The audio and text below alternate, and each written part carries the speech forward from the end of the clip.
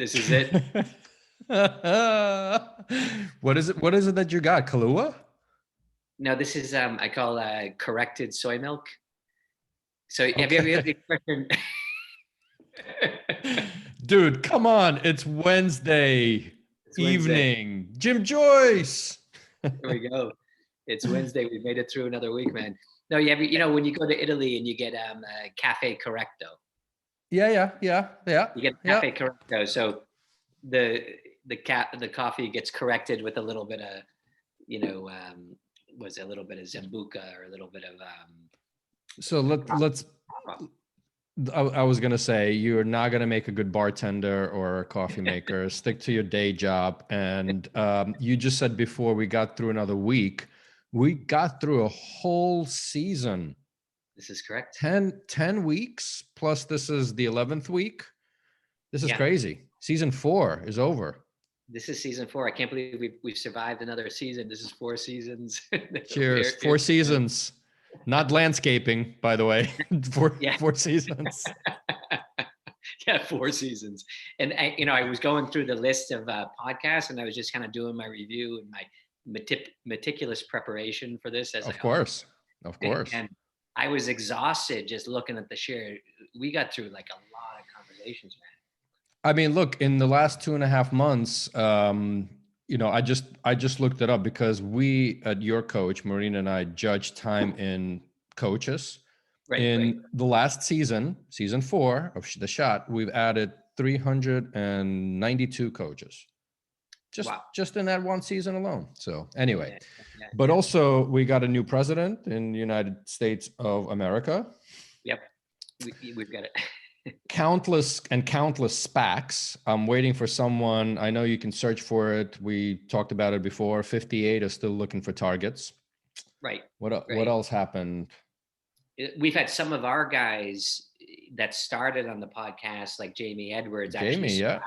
He's SPAC from the beginning, right? He's SPAC'd out. He's SPAC'd out. I actually watched a great interview for those who are watching us. Jess DeMassa interviewed the whole management team just recently. So it's official.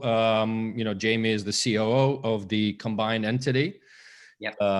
More power to him. Yeah, great interview. Job.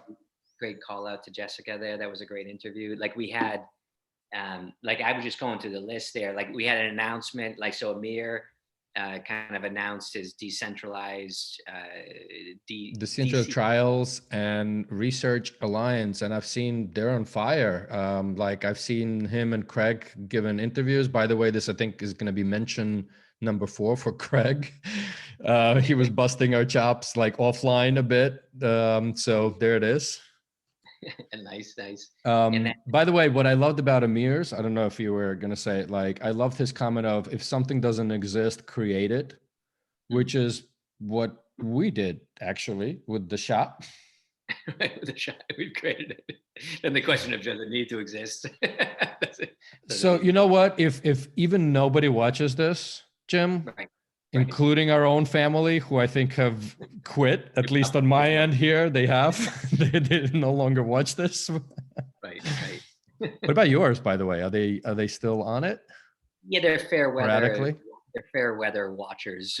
It has to be something. Like if I say something happened, they just go on there to tell me what I might have done wrong. If I've over expressed myself in some way. But by the way, not the beginning, but they're not watching now, really. Yeah, I mean, by the way, for those who are still with us and watching, right, just a few minutes in, the reason we do this wrap-up episodes, people, is that you can get the highlights of the 10 episodes and then zoom right into the one that, you really want to spend the time with Jim and I and a guest. I don't know, exactly, just figure. Exactly. So how do you want to do this, man? I've got my list here. Do you want to just kind of crank through and do kind of findings? I mean, I think what's fascinating is if we look back, so when did season 4? So it's exactly season 4 was 10 weeks. So I had to look up because I wanted to look how many coaches we got since then. So I think it was December 9th, I believe, that we had Jamie on, right? So we were still in the miserable 2020.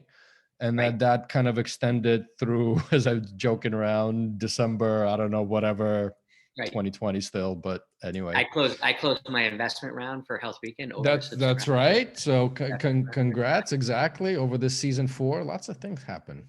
Yeah. No, it definitely, our concept of like doing these seasons is right, because like life is so accelerated right now. It's so efficient with Teams and Zoom and blah, blah, blah, blah, blah. We can keep telling ourselves that, but at the end of the day, who cares? Who cares? Someone's listening. Yeah. No, I think like if we start with like, so our first guest, so we started with Jamie Edwards, right? So, and you just tell me again, you knew Jamie Edwards from lots of JP Morgan events. Jamie is like the conference family that I never had, kind of thing, right? So year over year, but I do think it was at JPM, sort of the early days of it, and yeah.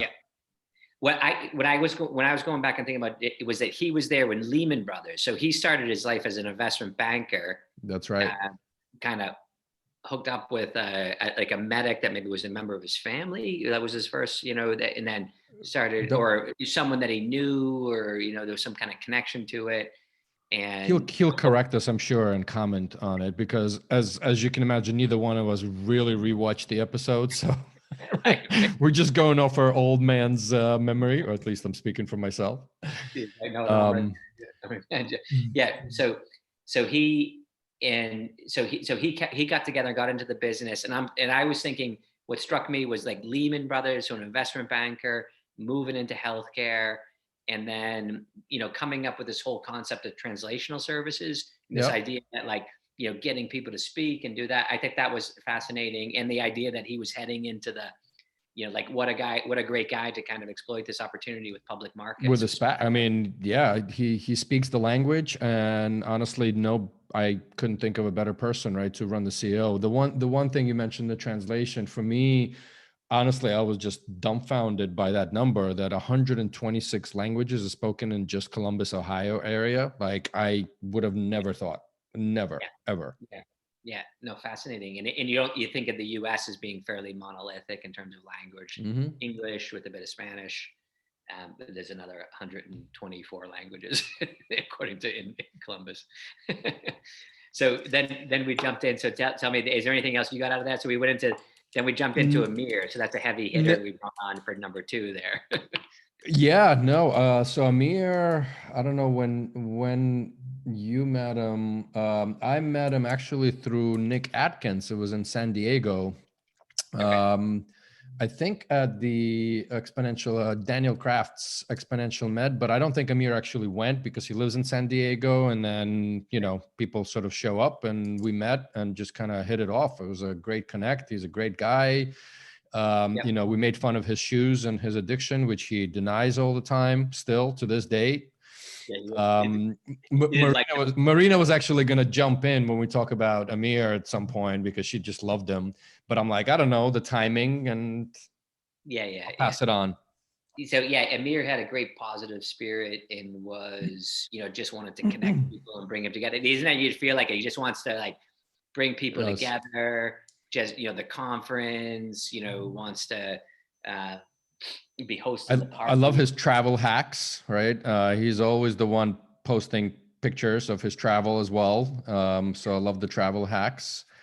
And he also had to, very much with CNS Summit, just like many other conference entities, kind of shift online initially into a community, but also they just had one, just last year, obviously, where Jane, who has been a guest, Ed, who we need to have on actually, Ed Cox. But they actually had a face-to-face. They took tests and all of that. There was a small crew on stage. I can actually watch some of that from afar. Really? So yeah. And how is the decentralized research? You kept track with that? How's that going? I'll be frank with you. I mean, now that I'm kind of out of pharma, I don't go that deep. I just been seeing, Amir and Craig and others that are involved, posting quite a lot. I mean, there's a lot of, publicity, and seems to be a lot of traction, but I think, one of these days we'll get Craig on or get him off of the Clubhouse. I know him and Amir are also running quite a few of Clubhouse rooms on the decentralized trials. Yeah. We got to take a break and check into how's Clubhouse going for you. Honestly, today is what, Wednesday? Yeah, Wednesday. Yeah. I hopped in maybe once. Also, we had a board meeting this week, so just lots of stuff going on. Haven't had the time, and I keep getting pinged constantly to come in. I'm leaving my pings on and jumping in once in a while. I haven't got a lot. Speaking of one of our guests, I literally just got a text from him earlier today, Jeff Berkowitz, because we talked about Clubhouse. He joked around. He's like, I literally never heard of Clubhouse until you mentioned it. That's how, not cool I am. And now I hear it 20 times a day. And I'm like, well, Jim and Eugene set the trends in this digital health community, right? I don't know. Yeah, we should jump ahead to Jeff actually, because Jeff blew us away, didn't he? Yeah. That was, I don't know. That was like, obviously you really have the sort of the shearing plow, connection there. While I knew a lot of the names, my stint in pharma has been 3.5 years. I would say only, but it's not only. I think it was long. Yeah. But just a great guy. I'm glad I crossed paths with him back in the day through the pharmacy benefit management side. But just amazing dude. Yeah. Right. Amazing dude. A lot of people, everyone's coming up to me. Like I had probably more people reaching out to me from his episode, it's like, oh, he's like a really interesting guy, very approachable, kind of big brain, kind of dissecting the industry. And in the Sharing Plow is like fascinating because it was a bit traumatic at Sharing Plow. So it was a great organization. That was where I built my career from a farmer perspective. A lot of people feel that way, but the fact that it's gone, that's happened, meaning that everyone has to be in a different company. So you had 70, 80,000 pharmaceutical executives. There's no Sharing Plow to be in anymore. So as a result of it, the network. By the way, I don't know why it just literally hit me now, not through all the discussion with Jeff. And to be honest, I don't know the dissection, who bought where, who, and et cetera. But to this day, well, not to this day, but when I first started with Bayer back in the day, 4.5 years ago, first time I get into the taxi and I give the Müllerstrasse address and they're like, shearing, because that was the old shearing building. So, even that, organizational. So the taxi people, the taxi drivers still associated with it. Right. No, he was like, and it cracks me up also, I got a chance to relive, he, we brought when he came to Ireland and we're hanging out with the Taoiseach, the Prime Minister of Ireland, and I've got photos of me and the Prime Minister, and I was kind of texting him, so I enjoyed it. I found myself very excited by him, just kind of because it kind of represented my past. And he's just I don't know, he's just cool, composed, just chill. Anyway, but. Yeah, I'm all excited to chat about it. He's kind of just chill. Let's jump back to amazing Michelle. Just the fire of energy. Obviously, by the way, I don't know if you know this or if we even talked about it. She was one of the first, if not the first, before the Bayer G4A sponsorship of Dan Kendall and Digital Health Today. So I think Michelle, I don't remember what state she was at, but she also sponsored Digital Health Today and Kendall. So we actually, in theory, have to thank her for us, me and Dan getting together, then you and I getting together, then Dan showing us the ropes with his podcasting stuff. So thank you, Michelle. Yeah, exactly. She's responsible. And the falconress, that was how I think of her. That's right. The falconress. Yes, that's right. Her father was involved in, it was a plutoniumist or something. A plutoniumist, was involved in creating nuclear weapons out of Texas. And we I think we compared something about the Falcon basically going in for, What I was blown away by, she's very likable, she's obviously very charming and kind of this doctor, Stanford, falconress, and she just raised all this money. She just closed an investment round, 90 million for medical. so evolving the industry, but very approachable, very kind of like you. Agreed. I think you told her in the WhatsApp group, you're saying, hey, listen, I just want to let you know when you come in, we're going to be recording right away, so don't call us assholes. And she texted you back and said, I can't guarantee that I won't call you assholes. By the way, that's my standard thing, just as a joke. Like, I mean, they can if they want to. No big deal. I'll take it as it comes. She's the only one that came back with that, though, right? Like, she's the only yeah. Then the next episode, which we'll list on our post, but that was just you and I closing out the year and celebrating. So we can probably skip that. I don't know, unless you had some real major insights from that episode. Yeah, it was a fairly traumatic year. So as the self-help podcast for Jim and Eugene, leave it behind. Leave it behind. Let's move on. Move on. We then moved on to what I would call the importance of gratitude episode, right? Joshua, I mean, he was very open about sort of the things that he went through in the mental health arena himself. I think he honestly, to me, sets an example of a person, a human being that is very open about it, right? And that's how he got into creating this fund, right? That's focusing on entrepreneurs, that's focusing on mental health, that's focusing on mental health of the entrepreneurs. Yep. Just an amazing, kind dude. Yeah, I thought what struck me was this whole idea that, using, like, it's kind of like, making, who you are like a superpower. So if so he obviously, this was incredibly important to him, incredibly central to him, like helping people with mental health, probably helping himself. But then being so authentic about it and talking about it and how he tackled it. So like the authenticity, right, seemed very genuine. You didn't feel there was any veneer there. Like he'd tell you, hey, here's what I went through in my life. Here's what I've achieved. So lovely guy. Yeah, I think that's the episode, if I'm not mistaken, where you said entrepreneurship is kind of like psychotherapy, the entrepreneur to entrepreneur relationship, right? We also did talk about, again, the unmentionable, right, word that reduced the stigma around mental health, right? And actually, Joshua was also part of our push-up challenge as well. He was doing it, I tagged him as well. And he was doing it with his kids on his back and just made it a lot of fun. So just a comment. I don't think we even talked about that much on the actual and he was episode. another, like we had in our other series before, but we had a lot of Americans that have moved to Europe, right? Yeah. We're still so American centric. I don't know. I think we need to. Berlin, right? He's in Berlin. He was in Berlin. Yeah, but yes. He's a Yank. He's a Yank. What else? The surfing emergency room that cried when he closed the Big Apple deal. That's how I think of him. So honestly, the way I just remembering this is, hey, John Halleck, are you sure?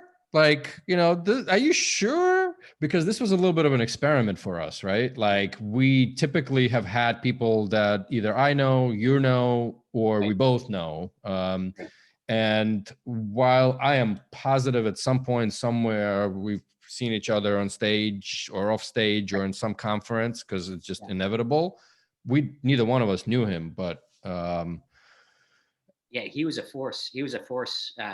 So Cross Health, Scott Shreve, and he was just on and seemed like a force for positive change. I think what was interesting to me was this idea of going into the most sophisticated companies in the world from a technological perspective, Amazon, Apple, and you could see a little bit of probably just the dynamic that's happening in the US where, hey, we're not just about providing healthcare for, this kind of urban or this kind of tech elite or whatever. And I wasn't thinking that way. I was thinking how would Amazon, how would Apple want their healthcare? How would, these big companies learn about that and then provide it to other companies, right? Like it's saying why, so it feels like there was a democratization of what they're doing in healthcare, in terms of now it's you're not just providing it to the tech developer, but also the Amazon warehouse worker. and then you're thinking about the places that they're. So I was inspired. It's funny. You thought of like, how did you describe him earlier? What you thought of him? Like a surfing emergency room doctor.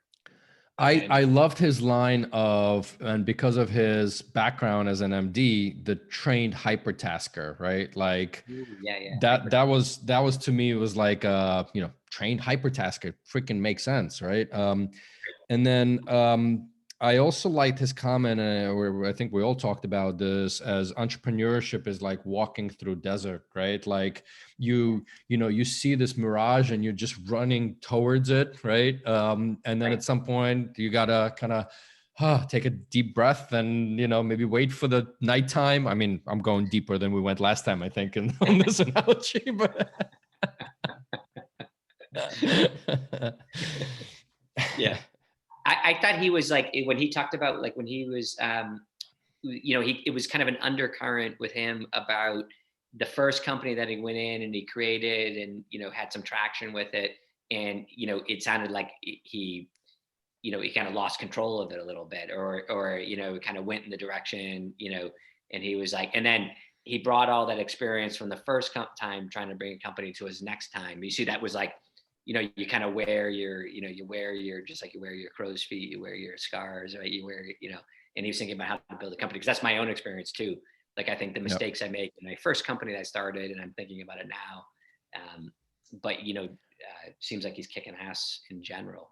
Have you are they public? No, I mean, I talked to John Halleck once in a blue moon, but not Scott. I haven't really checked in, but I'm sure, while he wouldn't admit it, I'm sure they're prepping for stuff. Let's put it that way. Yeah. Everyone's like, isn't that the truth right now with everyone? Like, I was talking to people this week, everyone's looking for growth. Like growth. If you have a company that has the pretense of growth, can grow, is growing, investors want you, right? Yeah. I mean, look, I don't know how much things really changed over ages. I mean, just obviously investors want something that's growing. The question becomes now, back to this sort of digital health maturity, the unmentionable expediting things that we've been talking through, why we started this back almost a year ago, right? Yeah. Holy crap. It's gonna be are we at JP Morgan, this time next year? Are we coming back from JP Morgan? To be honest, I actually hope not. I would pick other locations or other conferences than JP Morgan, to be fair. I want to even though I do think it's Marina's most favorite one, just because I don't, but I honestly, I would prefer like Exponential Medicine, Daniel Kraft's, San Diego, you kind of mind blown, right? Concept, but you're more sophisticated than me. You're more sophisticated. I just want to be. You just need the Irish bar. That's where half a bar. My scooter, the Irish bar, after a day of pitching investment.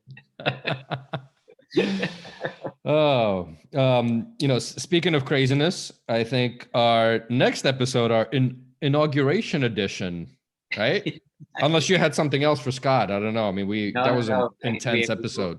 Predictions and hot mess is the next one, right? Like that I literally remember it as a hot mess. Right. So Marty, Francesca, Rob Garber, and the two of us, as you can imagine, people. So great people, right? Great people. So just a blast to kind of hang out with them and to move through. We tried to do some business. I think Marty got a little bit frustrated with, trying to keep us all in line, and there's no keeping any of us in line. Yeah, that wasn't the first time that's happened.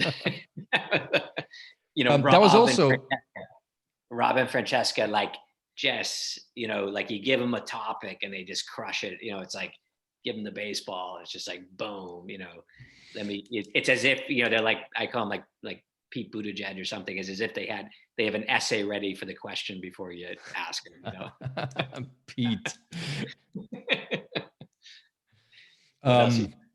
Well, I wasn't gonna rewind. I think the listeners and the viewers would need to actually click into that episode to hear the hot mess.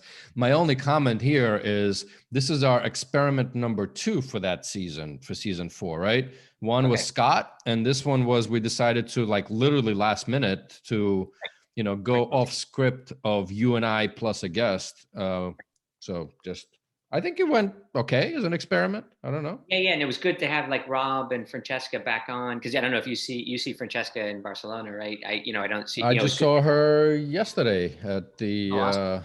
yesterday. Oh my God, these days. That's Is right. it? Are you out and about? Are you guys moving around? No, so I mean, there's no secrets. I'm on the Almiral's digital steering board committee, whatever you want to call it. Yep. But so that's roughly once a month and 4 hours, intense hours. So that was, and everybody goes into the office there and masked up. It was actually, I'll be honest, very, very weird for me because obviously Marina and I, our office is right there on the other side of the kitchen.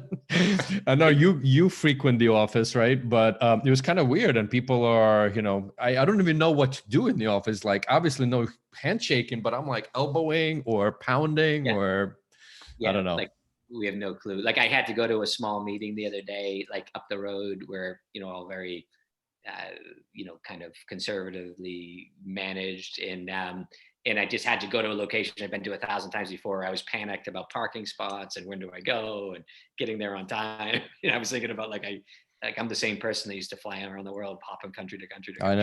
I know.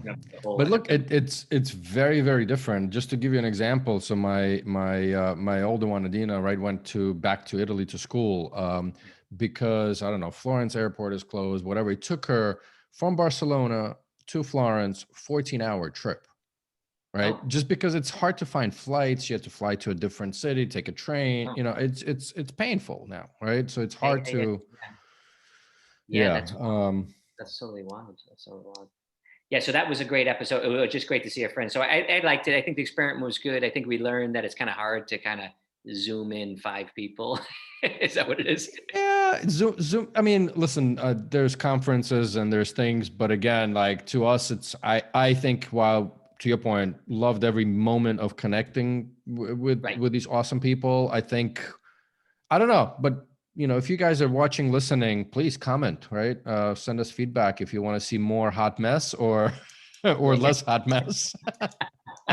Because we're okay either way. It's just a mental break for us. So yeah, exactly. I have to say, like this, how did you feel this season though in general?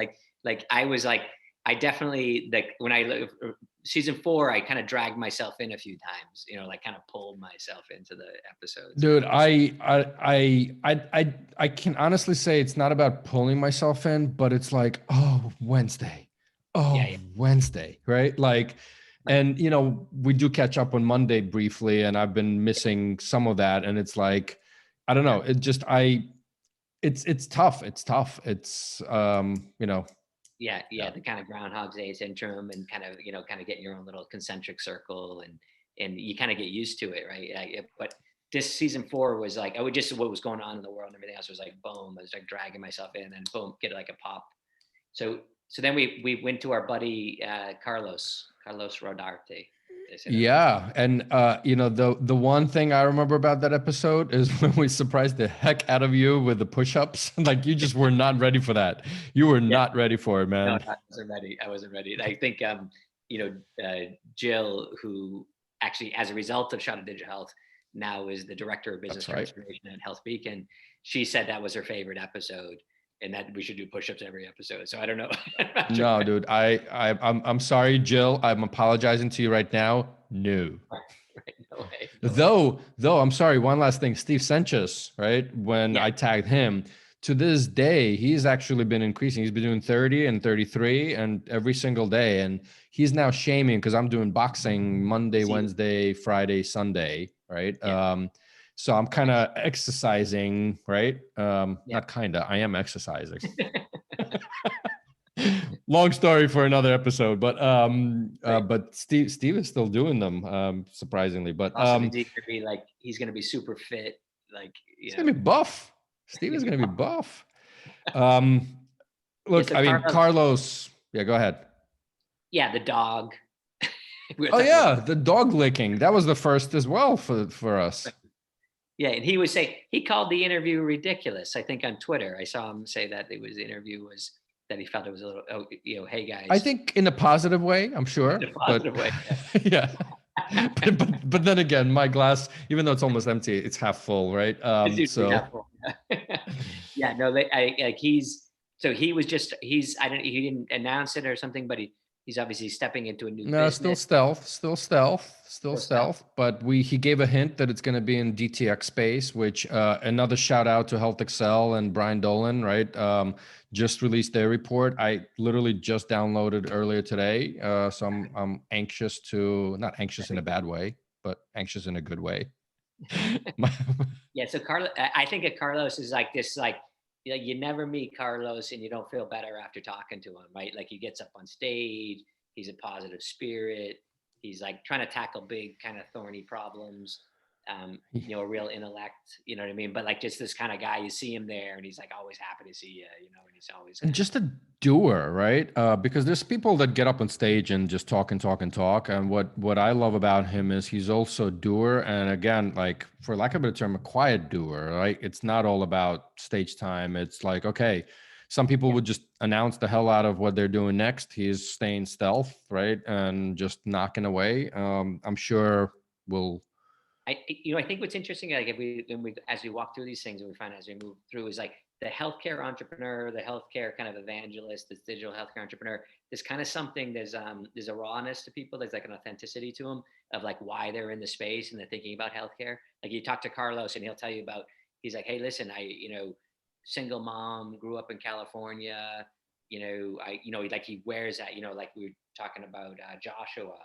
Or Scott Shreve as a doctor moving in, or, so like they all have that commonality of like how they got into the healthcare space. They kind of really wear, and it's not coming from a point of like, hey, I was kicking ass and I, just got off my McKinsey And internship. And Carlos's focus on, I would say, yes, it's been quote unquote the buzzword of social determinants of health, but there's really, really challenges all around the world. And like the way he takes that really, really personal, the way he really drives that across. I mean, just, an amazing dude. Yeah, Rebecca. Oh, I just got a shot of energy just now. Just thinking about Rebecca. Rebecca Love. She burst into our lives there, didn't she? She just kind of came in. Who I think even somebody commented, like it was just like, again, in a very positive way. She was just in the camera, like talking, connecting, just energy. I thought like you and I have energy. Right. I was just about to curse, but then I would need to make the YouTube video, whatever. But she's all in. She's all in. There's no hedge. There's all in. And that no head fake. We, and actually, I mean, let's face it. I know we talked about this afterwards, that we felt a little bit of like energy vampires with Rebecca. Just like we need more energy. We need more energy. She should come in. Like we should bring her in and then even online afterwards when she was posting about it, it was like all this positivity and energy just coming. Like it's kind of like you give a little bit in the universe and like all this comes back at you. She's like, I'm so glad to be here. Yeah. And I think some of the things that I took away from the conversation, aside from the fact that every nurse should research to be a health coach as well, I just loved her. Like what did you say? You either killing it or it's killing you. Right. Love it. I mean, I think like for me, the I think it's interesting that the role of the nurse, right? The role of the nurse as an innovator, the role of the nurse as, a carer, how that plays into digital health. It feels like she's in a unique, there's a unique perspective of like an advocate for the nurse innovator. That's how I walked away. Like some people like, hey, how do we get the best out of them? How do we get their innovations? How do you kind of treat them a little bit specially and get them involved? Because there is, I was thinking this feeling that like maybe the nurse, isn't as celebrated in digital healthcare as it's kind of like, hey, we want you as a as a part of the system or whatever, but the actual idea that they could be these leaders or innovators, or, you're trying to bring that voice. Very powerful. And for me, I mean, you probably have known this because, the point of sale, and I mean, you've been, I had no idea that in the US healthcare system, the services, which are so key to every single patient, are not reimbursable, the services of nurses directly. Right. Yeah, I didn't know that either. Yeah. Yeah, I mean, I think the whole idea of what nurses are allowed to do, it's kind of it feels like in the system, like a little too hierarchical structures that need to probably be broken down a bit, right? Because it's a very sophisticated degree. The reliance on hospital systems effectively run under their stewardship, right? Yeah. No. Yeah, that was awesome. Awesome. I was blown away by her, and also the idea of the nurse acting as as like one of the primary clinicians that should be testing your digital healthcare products, right? Yep. Yeah, because everything passes through, and we even talked about kind of the nurse geek squad, right? Because they touch all the pieces of technologies that the docs don't want to touch or don't even. So actually, if I was a prescription digital therapeutic, I would get a nurse on board yesterday, right? Right. 100%. So I got to go hire some nurses. And I actually I made that comment in the podcast saying, hey, come work, and I actually had a bunch of nurses reach out to me. Really? So, that's awesome. That's awesome. Through that through. Cool. Which, by the way, sorry, not to but we also had a few, not maybe as many, but with few nurses that wanted to find out about where do they get more information of becoming a health coach. So we actually sort of directed them to the National Board of Health and Wellness Coaching and other things. So it's, people are watching and listening, dude. Yeah, I know. Not doing this just for us. I was thinking this is kind of I think we're reaching how many souls are we reaching per week here? It's kind of 100, couple hundred people kind of thing, I mean, I can tell you, I would actually venture to say, so we on average get a few hundred, YouTube views, and at least 300-400 podcast listens kind of thing. So we're pushing close to, I mean, I'm rounding way up here. Yeah. But wait. 1 million people a week? If you take the 100 plus the 300 on the, we're kind of we're 10,000, but we're growing at 10,000%. So we're basically the all-in equivalent for digital health, the all-in podcast that we mentioned last time. But so then Jeff, we've already covered Jeff, but he brought us home, right? He brought us home very, capped off the season. Did he know he was the season finale? We kind of brushed over it a bit, right? I think I realized it towards the end, but then we were sort of pushing. We didn't, we had already the longest episode of the season, I think. I don't remember who that was, but yeah, I can't remember. We kind of brushed it over. I think we're going to have to give him a special shout out that he brought us home. He brought us home. We capped it off. And like I said, it was great for me, kind of bringing my career full loop. What I was saying, how is, when you think, so I just listened to your last podcast. I just listened to with David Klein. Yeah. David Klein from Click, right? Yeah. Well done. I thought, very, very solid, very solid. I've been totally have enjoyed this. And I love the Brian Dolan coming in with the question, kind of pinning it, the phasing of it. I'm driving Brian crazy a bit because, and please, no secrets here, right? But obviously coordinating a 3-way discussion is a bit tough, right? And a recording. So we're actually, Brian and I plan the questions. I'll read it to the interviewee, right?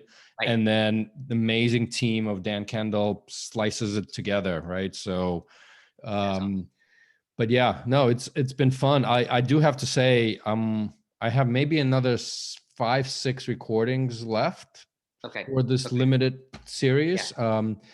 And I'm struggling in a positive way again, because I literally every day get inbound from, I would say, from everywhere from Portugal to South Korea to everywhere, wanting, hey, I have a DTX company as well.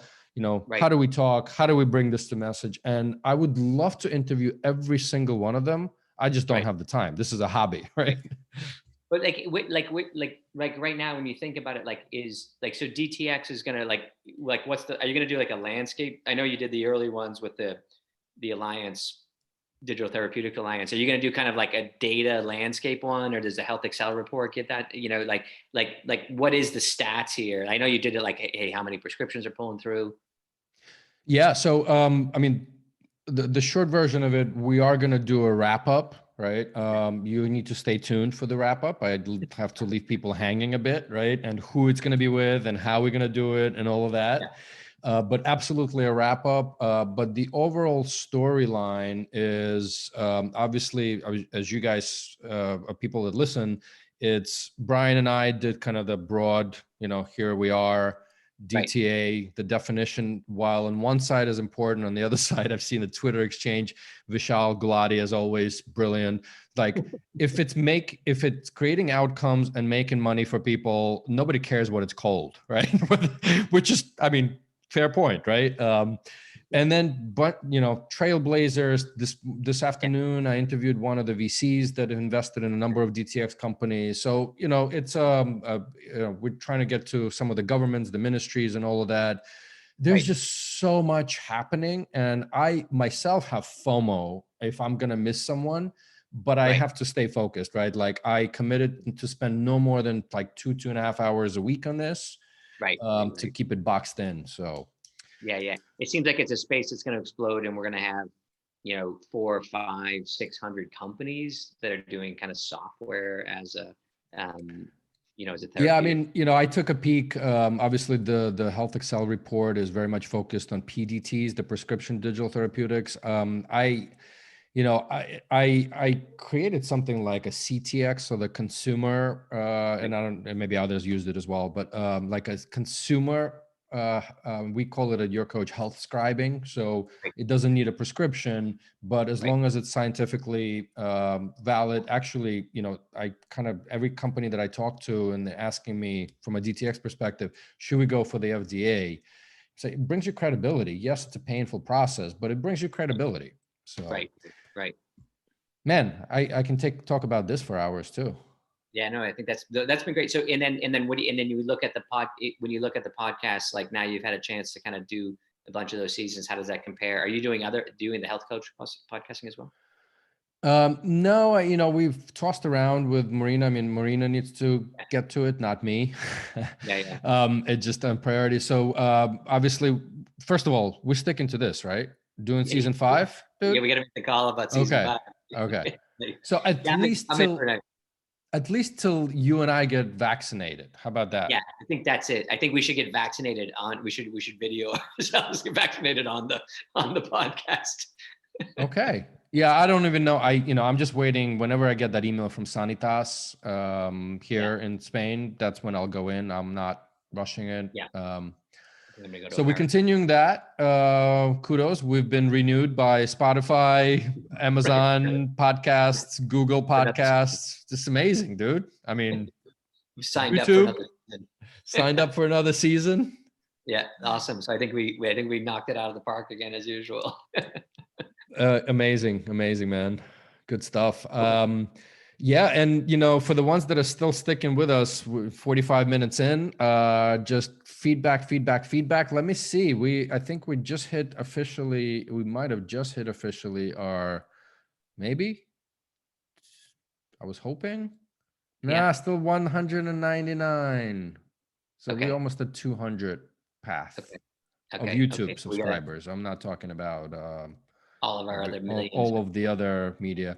And last thing, if you are sticking with us, hit the subscribe button.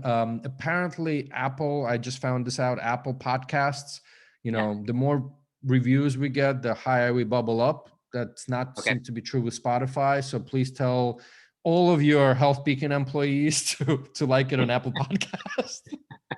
Yeah, no, we can take care of that. Okay. If they truly like it, of course, right? But right. I think I'm finding that people are using it to just do due diligence on Health Beacon and due diligence on me, which is a scary thing, Dude, it can all be positive. This is the entrepreneurial spirit.